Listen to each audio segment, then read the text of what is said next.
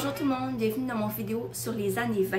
Alors aujourd'hui, je vais vous présenter quelques auteurs américains qui, après la Deuxième Guerre mondiale, se sont expatriés en France et ont écrit des romans. Donc c'est des romans qui se campent vraiment dans les années 20. C'est une décennie qui me passionne parce que c'était une décennie de folie, toutes les barrières de mode ou de pensée allaient être brisées, puis on allait faire de gros changements. Et puis, c'est passionnant autant pour ça que pour son côté plus sombre aussi parce que sous ces déçus de frivolité et d'insouciance, les écrivains américains qui étaient à Paris se sentaient vides parce que la guerre leur avait tout enlevé, la guerre leur avait montré ce dont l'homme était capable dans la cruauté et ça les avait beaucoup marqués. Et puis là, ils se retrouvent un peu perdus avec des valeurs qui ne fonctionnent plus avec leur temps d'aujourd'hui. Et là, ces auteurs-là que je vais vous présenter ont cherché par la littérature à trouver, oui, un nouveau sens à leur vie, mais plus un nouveau moyen d'exprimer la vie par l'écriture.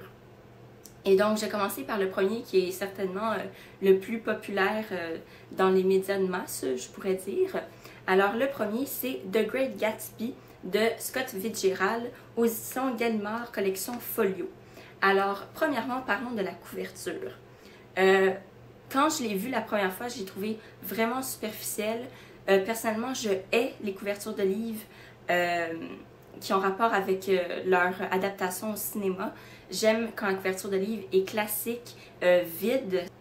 Quand je l'ai lu en classe avec notre professeur, elle m'a fait réaliser combien cette couverture-là était meilleure que la couverture d'avant. Donc, ça ici, c'est la couverture d'avant, où on voit, bon, le monsieur qui regarde la jeune femme qui est étalée, puis qui est habillée pas mal dans le style des années 20, donc robe lousse, bijoux, tout ça. Et puis, elle nous a fait réaliser que la couverture du film qui est au cinéma, là, il était au cinéma il y a un an, je crois, ou peut-être moins. Alors, cette couverture, elle est meilleure. Pourquoi?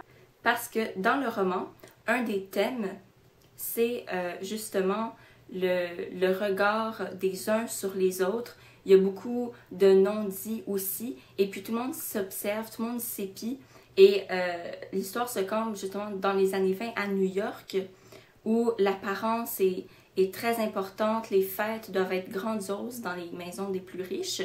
Et puis, cette couverture-là, elle représente parfaitement bien tous ces non-dits, tous ces jeux de regard, parce que si vous n'avez pas déjà remarqué, tout le monde regarde ailleurs, personne ne se voit réellement. Et pour ça, ça fait une couverture vraiment plus pertinente, en accord avec le propos du texte. Et puis aussi, on voit les motifs or tout autour qui encadrent les personnages. Et ce motif-là, c'est très typique des années 20, c'est de l'art déco. Donc, puis en plus, tu sais, il y a le bling-bling qui vient avec la couleur de l'or. Donc, ça rappelle le côté frivole des années 20.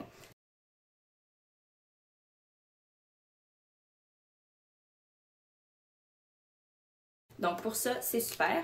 Ensuite, l'histoire, personnellement, j'ai trouvé vraiment intéressante. Il faut creuser un peu dans les non-dits, mais c'est pas difficile à trouver comparé, par exemple, à des œuvres de Ernest Hemingway, où là, tu lis la pointe de l'iceberg et quand tu creuses, mais vraiment beaucoup, tu te rends compte de tout ce qu'il y a en dessous, caché dans l'eau. Gatsby, c'est l'histoire de ce monsieur ici, Tobey Maguire, qui travaille dans les finances et qui veut aller vivre la grande vie à New York. Il va se retrouver à louer une maison juste à côté d'un immense manoir qui appartient à ce mystérieux monsieur Gatsby. Et puis, il va se rendre compte que Gatsby, c'est un homme très idéaliste, très romantique, qui a un objectif à accomplir dans sa vie et qu'il ne lâchera jamais. Tobey Maguire va apprendre à connaître Gatsby, va l'admirer et va assister à toutes les épopées qu'il va essayer de faire pour reconquérir sa belle. Et puis, c'est combien de pages? C'est 200 pages et puis il y a beaucoup de dialogues. Donc, ça peut se lire assez rapidement, mais pas trop parce qu'il faut s'attarder aussi un petit peu aux détails. Là. Tout est pensé dans les livres. Dans les livres des années 20, là, vraiment, chaque mot est pesé. Alors, ça, je trouve ça vraiment bien. Ensuite, le deuxième livre que je vous présente, selon moi, c'est un bon livre pour commencer dans l'œuvre d'Ernest Hemingway. Alors, c'est Paris est une fête, et pourquoi je trouve que c'est avantageux de commencer par ce livre-là, c'est parce que c'est plein de petites nouvelles qui relatent la vie de Hemingway à Paris, et surtout qui relatent ses rencontres avec ceux qui vont former le cercle des littéraires américains des années 20 à Paris. Et donc, pour ça, c'est un livre très, très divertissant, qui est à l'apparence très léger. Par exemple, quand on commence à creuser dans les mots, dans comment c'est écrit, dans quels mots il emploie et comment il les emploie, là, on se rend compte de comment c'est réfléchi, comment il y a des indices qui révèlent l'opinion d'Hemingway sur certains personnages ou sur la situation de d'autres. Des personnages qui sont réels, là. Donc, il rencontre par exemple Ezra Pound, il rencontre la fameuse... j'ai un blanc, puis pourtant c'est un personnage, c'est un être historique, et j'ai un blanc. Je suis pas folle. Voilà! Madame Stein, mais elle a un prénom, Stein. Puis je m'en souviens pas. Stein, c'est quoi ton nom? Ah, ça m'énerve. J'aime pas ça comme oublier des choses. En tout cas, je vais vous l'écrire en bas de la vidéo, là, mais alors, il va rencontrer Miss Stein, qui est, je crois, l'encre dans tout ce cercle d'écrivains. Donc, tout le monde va aller se réunir chez elle pour écrire, pour avoir des conseils d'écriture. Puis c'est elle qui va vraiment être le chef et qui conseille tout le monde, qui fait le lien entre la génération passée et la génération nouvelle de ceux qu'elle considère comme des hommes qui font rien puis qui perdent leur temps puis qui savent pas où ils vont, qui sont Hemingway, Fitzgerald, Ezra Pound, James Joyce, etc. Et puis c'est elle qui va baptiser cette génération d'écrivains américains. Justement, dans la 4e de couverture, il y a l'anecdote qui raconte la baptisation de cette génération-là. C'est ce que vous êtes tous, dit Miss Stein. Vous autres, jeunes gens qui avez fait la guerre, vous êtes tous une génération perdue. C'est des nouvelles, donc ça se lit assez rapidement, ou vous pouvez aisément arrêter votre lecture entre 1 ou 2 chapitres. Alors, il y a combien de pages? 337 pages. Voilà pour Paris est une fête. Ensuite, qui était la collection Folio de Gallimard, également comme Gatsby. Et le dernier livre, c'est Dublinois de James Joyce. Alors, le voici. Ça aussi, c'est une bonne œuvre avec laquelle commencer pour entrer dans le monde de James Joyce. Je n'ai pas lu l'œuvre principale de James Joyce, qui est Ulysse ou même Finnegan's Wake. Parce que justement, c'est des gros pavés, mais très...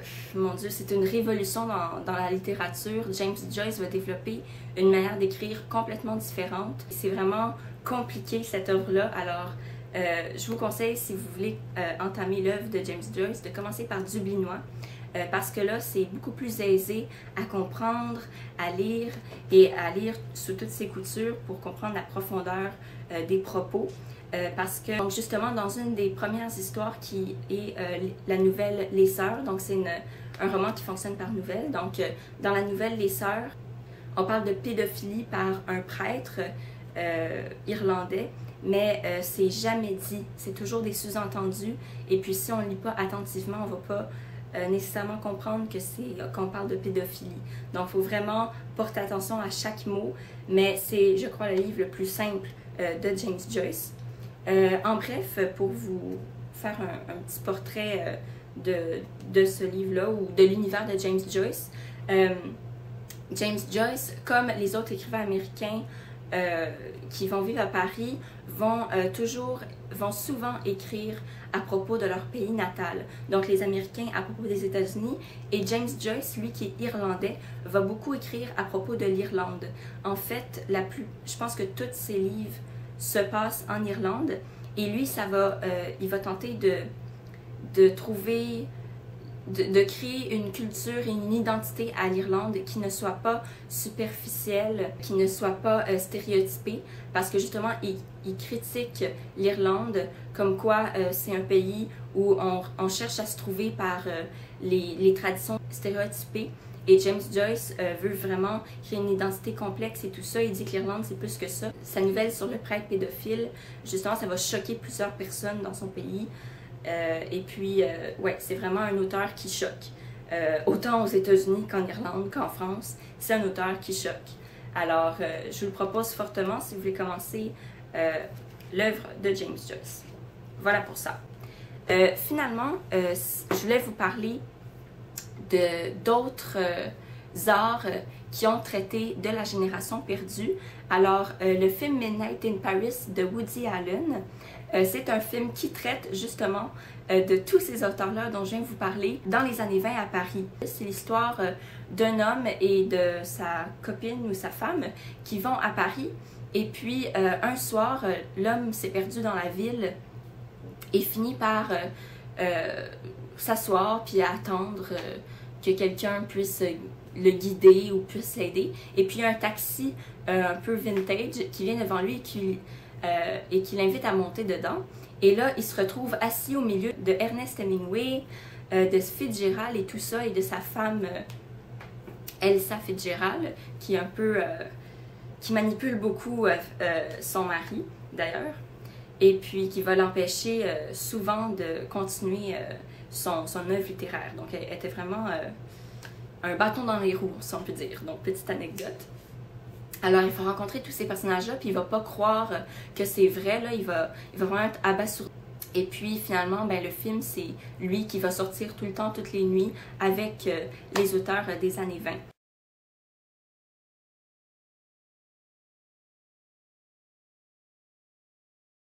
Je trouve que c'est un film intéressant quand on connaît les auteurs dont on parle, quand on les a lus un petit peu, parce que là, on se retrouve dans un milieu familier. Si on les connaît pas, les auteurs dans Midnight in Paris, je sais pas si ça fait un film aussi intéressant. Alors, voilà. Ensuite, un film de Walt Disney où on retrouve un personnage très important des années 20, c'est certainement Anastasia. D'ailleurs, petite bulle, beaucoup de films de Walt Disney insèrent des références culturelles réalistes.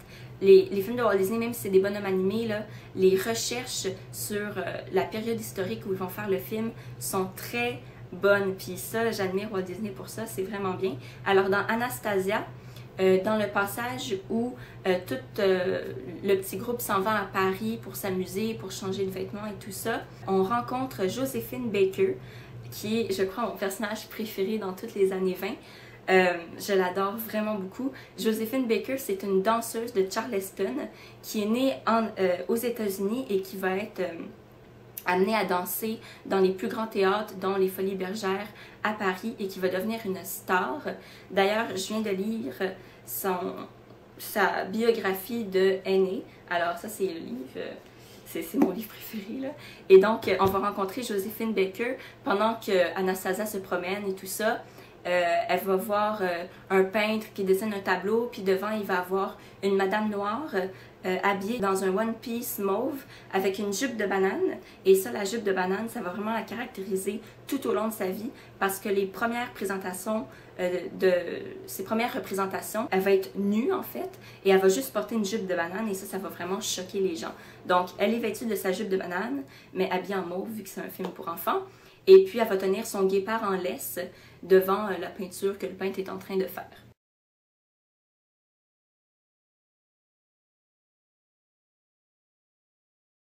Elle, si elle aimait les animaux, il fallait qu'elle ait un zoo chez elle. Alors, elle avait toutes sortes d'animaux en cage chez elle. Un jour, il y a un sultan même qui lui a offert un éléphant, et je crois que c'est le seul animal qu'elle a refusé, parce que, bon, un éléphant, quand même, il faut le faire.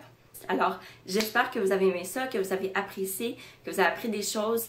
Moi, les années 20, ça me passionne beaucoup, surtout Joséphine Baker. Alors, si vous voulez vous renseigner un peu sur elle, elle n'était pas toute jolie. Elle avait aussi ses revers, et puis voilà, c'était une vraie diva, comme on peut dire, une diva comme aujourd'hui. Alors, voilà pour aujourd'hui. D'ici une prochaine vidéo, je vous souhaite une très bonne journée. Bye bye!